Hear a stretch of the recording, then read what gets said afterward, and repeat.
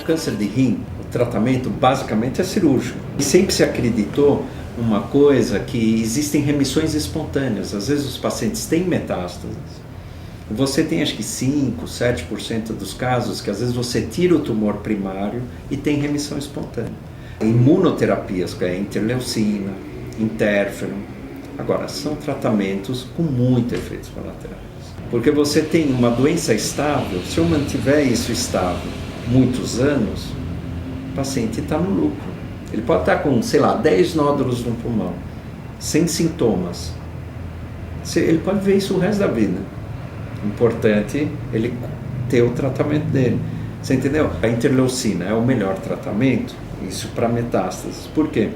Os pacientes que entram em remissão com interleucina, depois de 2 anos, estão curados. Por isso que a gente fala, o tratamento é cirúrgico. Até as cirurgias evoluíram, né? Você tem aquelas, antes tirava todo o rim, né? A nefrectomia. Hoje você tem uma, que eles chamam a cirurgia poupadora de néfrons, que você consegue fazer cirurgias, você tira um pedaço do rim, entendeu? Isso é importante, porque como os pacientes são de idade, geralmente na faixa de 60 anos, às vezes ele é hipertenso, diabético, e tem outras morbidades que ele não tem uma função renal boa. E aí você acaba deixando ele um renal crônico. Olha o problema. Às vezes você tira o único rim que era o bom. Então essas cirurgias poupadoras de néfrons, embora com os anos a função renal cai, ela é interessante. E agora tem esses tratamentos de só tirar os nódulos, ablações, enucleação, tem várias coisas. Aí eu acho que a coisa começou a mudar com as terapias-alvos.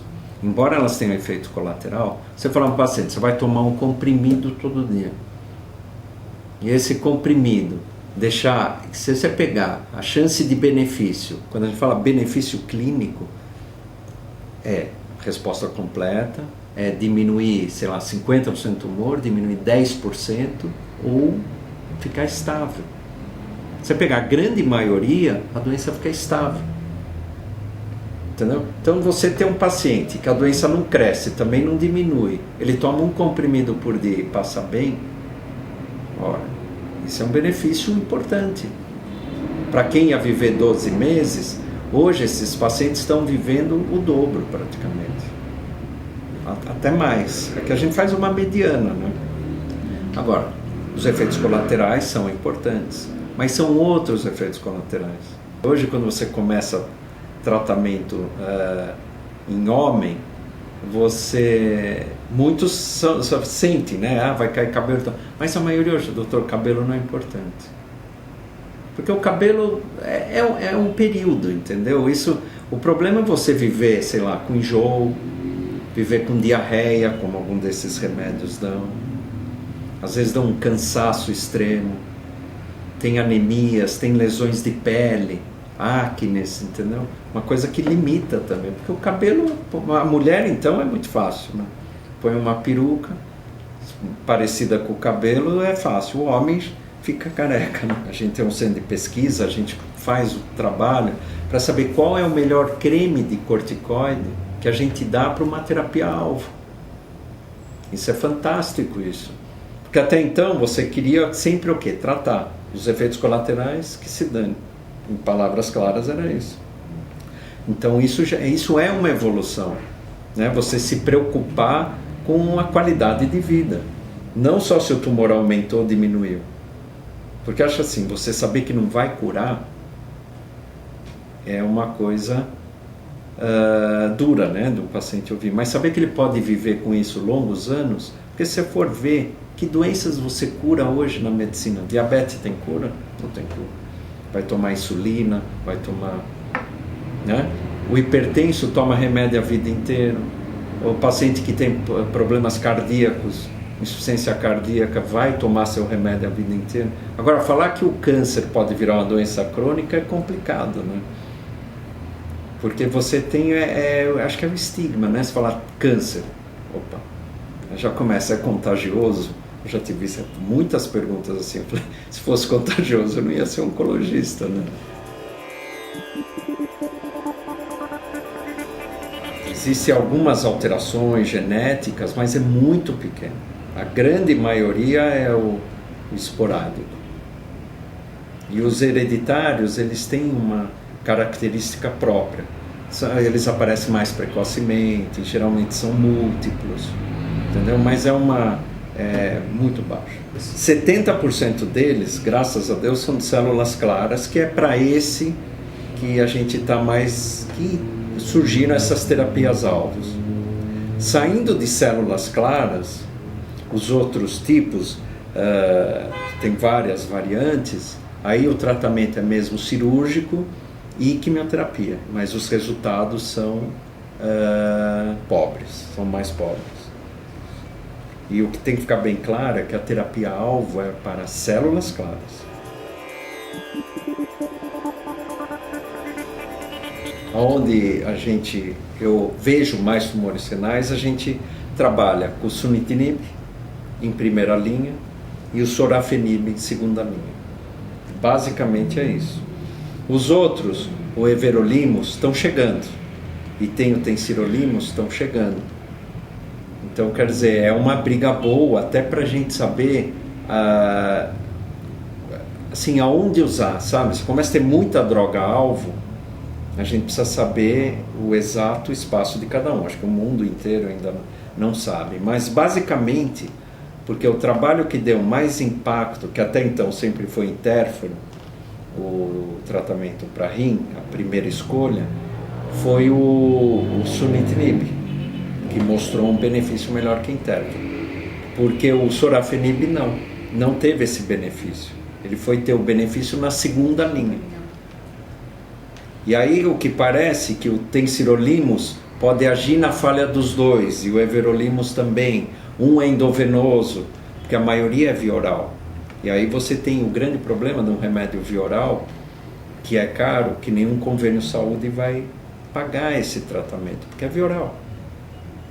Então você tem que recorrer ao governo, a um órgão governamental.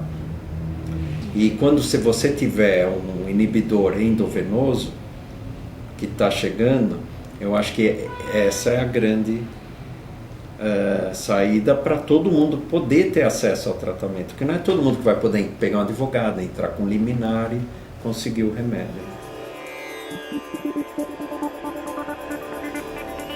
Qual a ação dele? Primeiro, o que ele vai fazer? Ele vai impedir a multiplicação dos vasos sanguíneos. E os trabalhos estão ligados ao interferon. Tá bom, são respostas fantásticas. Mas eu não acho que é melhor do que eu tomar o sunitinib. Então, vamos te dar um exemplo. Assim, é muito mais cômodo do que tomar a cada 15 dias. O interferon dá muitos efeitos colaterais. O outro não, mas é uma coisa assim, ele impedindo a multiplicação dos vasos sanguíneos, teoricamente o tumor morre sem falta de oxigênio, entendeu?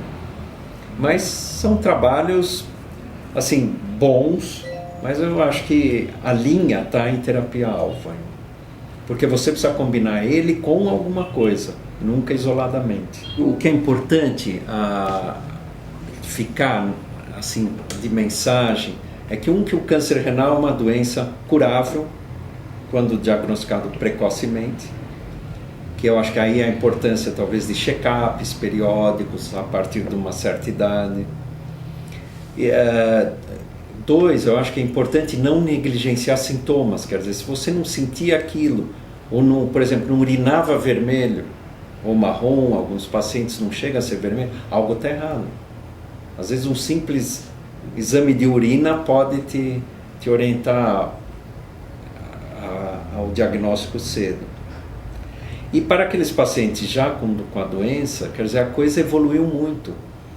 Quer dizer, a gente partia de quase zero de tratamento, um benefício muito pequeno, e com essas terapias-alvos a gente está conseguindo mais que dobrar a vida desses pacientes. E muitos com doença estável, muito tempo que você vê. Eu tenho particularmente uma paciente que eu seguindo há 2 anos, logo que saiu, e não muda.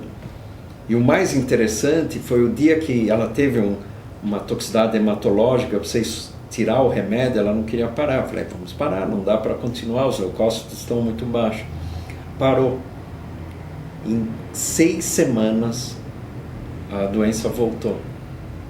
Ela recuperou a medula, voltamos a dar o mesmo remédio, diminuiu. Ele não some, ele fica bem menor e ela está estável agora de novo. Quer dizer, é interessante isso, são coisas que a gente está aprendendo também, porque são remédios novos, mas são esperanças novas, né? Você é um paciente que teria 1 ano de vida, hoje está passando de 2, tolerando bem o remédio, tá bom, os efeitos colaterais cutâneos, passa um creme, uma leve queda de cabelo, perder um pouquinho de peso, às vezes diarreia, mas assim, é uma qualidade de vida muito boa. Porque eu acho assim, importante, às vezes a gente fala, chance, a mediana são 12 meses, mas às vezes eu dou 24 meses. E às vezes você ouve essa pergunta, é muito comum, mas 1 ano a mais vale tanta pena? Vale. Você pode fazer muita coisa nesse 1 ano.